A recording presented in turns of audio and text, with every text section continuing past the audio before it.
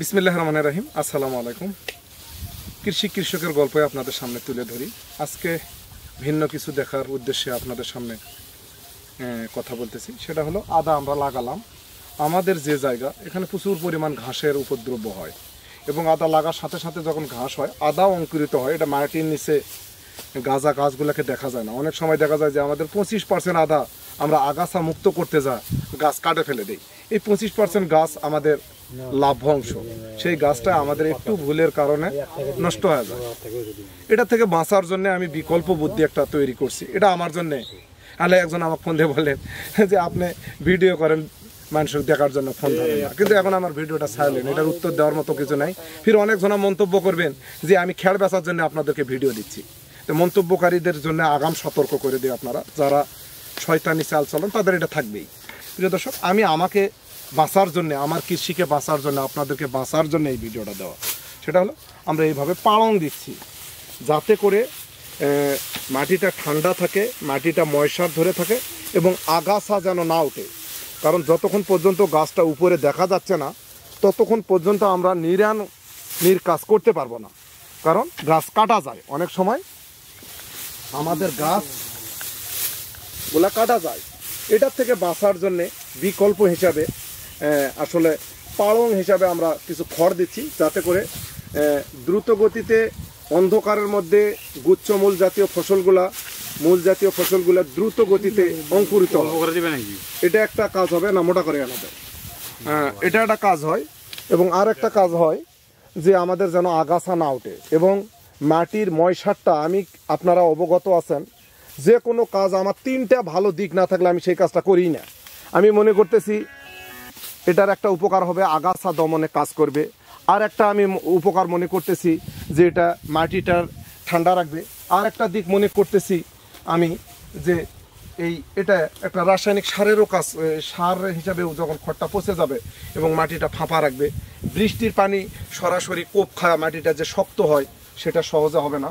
আমরা এই জমিটাতে খেড়ের বিছানি হিসাবে দিচ্ছি এবং অন্যান্য সাইডগুলোতে হয়তো কচুরিপানা, আলুর আবর্জনা, আমরা জৈব সারগুলাকে এবং সহজ পদ্ধতিগুলাকে ব্যবহার করি। এই জন্যে আমরা আমাদের কৃষিটাকে সুরক্ষা দেওয়ার জন্য আসলে এইভাবে পালং দিচ্ছি যাতে করে রসটাও শুকে না যায়, দ্রুত গাছটাও গজায় এবং মাটিটা যাতে করে শক্ত না হয়ে যায়। প্রচণ্ড পরিমাণ যখন রোদ পাবে তখন দ্রুত গতিতে কিন্তু মাটিটা শুকে যাবে এবং গাছ অঙ্কুরিত হবে। এই কারণে আমরা এইভাবে বিছানিটা দিচ্ছি যাতে করে ঘাস না ওঠে। আপনারাও যদি চান, মনে করেন এরকম আমাদের গ্রাম অঞ্চলে আলুর জমিতে, রসুনের জমিতে আমরা এইভাবে পালং দিয়ে কিন্তু অনেক বাড়ি করছি আবাদ। এই বছর আমি আদাতে পালং দিচ্ছি যাতে করে আমি উপকৃত হই। যদি আপনারাও মনে করেন অল্প কিছু জায়গা যাদের খড়কুটা আছে, যাদের নাই তাদের জন্য কিন্তু এই ভিডিও নয়, যাদের খড়কুটা আছে, আমরা গ্রাম অঞ্চলের মানুষ, এই যে ইরি ধানের যত খড় পচা সরা আছে আমরা কিন্তু এর আগের বারও আমরা দিছিলাম পেঁপাতে দিয়ে আমরা ভালো উপকৃত পেয়েছি। এই বছরও যখন ধান কাটে নেব প্রচুর পরিমাণে এই জৈব সারগুলা দিব, আমাদের আছে, কারণ কোথাও আনতে যাইতে হবে না। তাই আপনারাও যদি যাদের আছে, যারা সাধারণত কৃষক, তাদের সবারই খড়কুটে পচা আবর্জনা থাকে, আপনারা এগুলো ব্যবহার করেন, করে ঘাস মুক্ত থাকবেন, ফসলের গ্রোথ ভালো হবে এবং ফসল অঙ্কুরিত হবে তাড়াতাড়ি। এই জন্যে আমি আপনাদেরকে এই ভিডিওটা দিলাম। আপনারা যদি চান এইভাবে পালং দিয়ে, যদি এই নেটিং পদ্ধতিতে যদি নিড়ানি খরচ না হয়, জমি নিড়াতে আমাদের প্রচুর পরিমাণ অর্থের ক্ষতি হয় এবং ওই নিড়াতে যায় পাশুন দিয়ে কাটে যায় এবং সারের যে পরিমাণ আমরা সার থাকে এখানে খাবার, এই ঘাস আগাছা খাদ্য ওই আদার খাদ্যতে ভাগ বসায়। এটা নিরাপত্তার জন্য আমরা এই চেষ্টাটা করতেছি। আপনারা আমাদেরকে দোয়া করবেন। আমাদের কোনো টেকনোলজি ইনশাল্লাহ ভুল বলে প্রমাণিত হয় নাই, সঠিক হয়। আমরা অনেক চিন্তা ভাবনা করেই করি, অন্তত কোনো উপকার না হলে এই খড় পচে যায় মাটিতে সার হবে, কোনো উপকার না হলে বৃষ্টির পানি কমে মাটিটা শক্ত হবে না, কোনো উপকার না হলে যখন অন্ধকারের মধ্যে থাকবে তখন গাছটা দ্রুত বাড়বে, বাইর হবে মাটি থেকে। আমরা এই দিকগুলো বিবেচনা করে এটা করতেছি।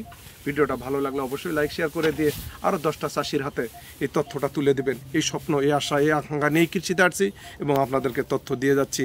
আপনাদের তথ্যগুলা যদি আরও কোনো চাষি বা কৃষকের যদি ভালো তথ্য থাকে, এর বিকল্প হিসাবে আপনারা আমাদেরকে সেই তথ্য দেবেন। সেই তথ্য দিয়েই আমরা কৃষিকে ডেভেলপ করব, কৃষিতে ভালো করব, কৃষিতে ভালো হলে, দেশ ভালো থাকলে, জাতি ভালো থাকলে সর্বকুল সর্বসাকল্য ভালো থাকা যায়। এটাই আমাদের মূল লক্ষ্য, মূল চাওয়া পাওয়া, মূল উদ্দেশ্য। এই বলে শেষ করলাম। আসসালামু আলাইকুম।